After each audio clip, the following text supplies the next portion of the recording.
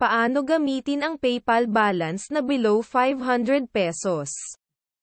Step 1. Mag-download ng PayPal app at Foodpanda app. Step 2. Mag-login o mag-sign up sa dalawang app. Step 3. Mag-order ng food na sasakto sa iyong PayPal balance gamit ang Foodpanda app. Step 4. Pindutin ang review payment and address sa ibaba. Step 5. Pindutin ang payment method sa ibaba. Piliin ang PayPal para pambayad sa iyong order. Oops!